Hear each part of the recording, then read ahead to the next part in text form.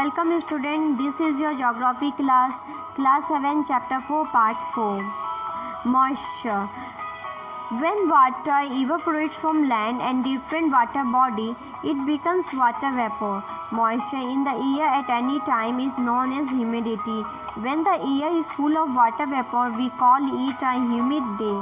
As the air gets warmer, its capacity to hold the water vapor increases, and so it becomes more and more humid. On a humid day, clothes take longer to dry, and heat from our body does not evaporate easily, making us feel very uncomfortable. आर्द्रता. जब जल पृथ्वी एवं विभिन्न जलाशयों से वाष्पित होता है तो यह जलवाष्प बन जाता है।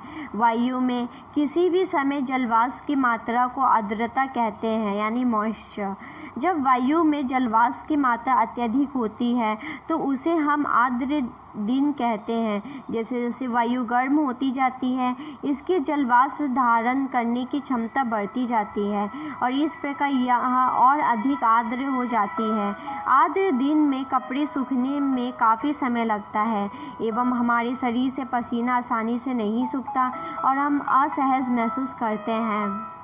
When the water vapor rises, it starts cooling. The water vapor condenses, causing formation of droplets of water. Clouds are just masses of such water droplets. When these droplets of water become too heavy to float in air, then they come down at precipitation. जब जलवाष्प ऊपर उठता है तो यह ठंडा होना शुरू हो जाता है। जलवाष्प संघटित होकर ठंडा होकर जल की बूंदें बनाता है। बादल इन्हीं जल बूंदों का ही एक समूह होता है। जब जल की ये बूंदें इतनी भारी हो जाती हैं कि वायु में तैर ना सके, तब ये वर्षण के रूप में नीचे आ जाती हैं। Jet planets flying in the sky leave a white trail behind them. The moisture from their engines condenses. We see trail of this condensed moisture for some time when there is no air movement to disturb it. आकाश में उड़ते हुए jet हवाई जहाज अपने पीछे सफ़ेद पथ चिन्ह छोड़ते हैं। इनके इंजनों से निकली नमी संघटित हो जाती है। वायु के गतिमान न रहने की स्थिति में यह संघटित नमी देर तक पथ के रूप में दिखाई देती है। Precipitation that comes down to the earth in liquid form is called rain. Most of the groundwater comes from rainwater. Plants help preserve water. When trees on hill sides are cut, rainwater flow down the bare mountains and can cause flooding of low-lying areas. On the basis of the mechanism, there are three types of rainfall: the conventional rainfall, the orographic rainfall, and cyclone rainfall. Rainfall is very important for the survival of plants and animals. It brings fresh water to the earth's surface.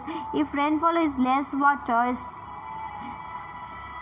scarcity and drought occur.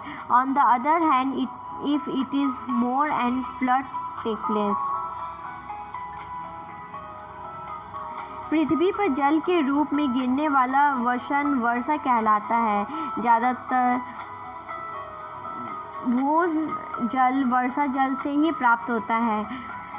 पौधे जल संरक्षण में मदद करते हैं। जब पहाड़ पार्श्वों से पेड़ काटे जाते हैं, वर्षा जल अनावृत पहाड़ों से नीचे बहता है एवं निचले इलाकों में बाढ़ का कारण बनता है।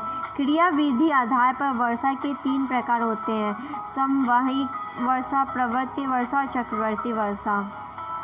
पौधे तथा जीव जंतु के जीवित रहने के लिए वर्षा बहुत महत्वपूर्ण है। इससे धरातल को ताज़ा जल प्रदान होता है। यदि वर्षा कम हो तो जल की कमी और सूखा हो जाता है। इसके विपरीत अगर वर्षा अधिक हो तो बाढ़ आ सकती है।